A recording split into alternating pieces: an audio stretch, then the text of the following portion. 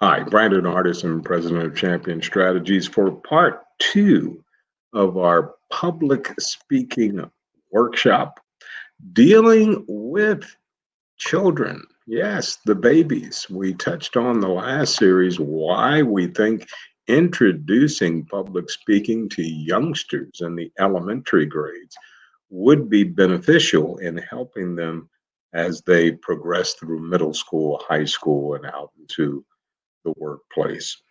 We need to teach our kids these things because when we manage their nerves and help them to speak with passion, clarity, and impact at a young age, their comfort zone, their self esteem, their ability to tell stories, even about themselves, if not for people they interact with in school, goes up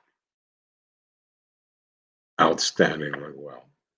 Now, to succeed today in the workplace, we're called upon, as you know, to communicate with confidence, to articulate information into a clear, coherent way that peers and colleagues both can understand and be glad that they're around you in this work atmosphere, or even if it's play.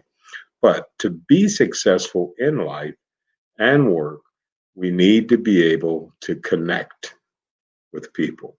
So, a message to the parents: children need to be heard as well as seen. And our job is to help them find that way. So we need to keep encouraging our schools to teach our children how to find their voice.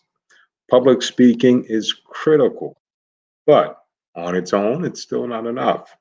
If you're a parent, please just don't wait for it to happen. You may have to take a major role making sure that it happens. The first challenge is very simply to make sure that we get to the school board and let them know your feelings in the elementary level.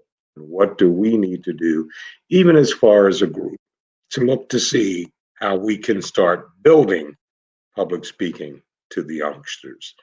Perhaps get together with a teacher that is very confident, has some extra time, and we can start playing with a few students as a test to see how it will work.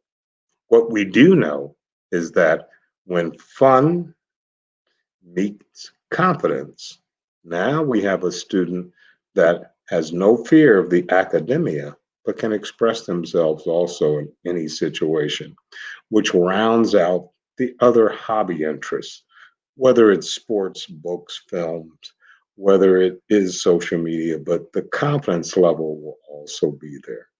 When we teach them how to breathe properly when they speak, once again, the confidence as the future, especially when it's time to interview, will always be there. Teaching our babies at a young age about public speaking is only a win win for everyone.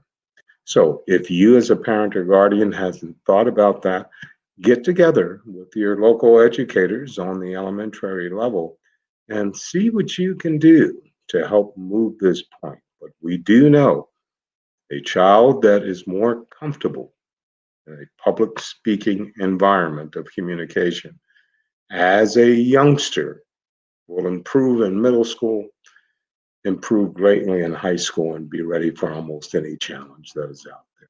Once again, Brandon Hardison, President of Champion Strategies, thank you for joining our public speaking workshop. And as always, in parting, you go out and make it a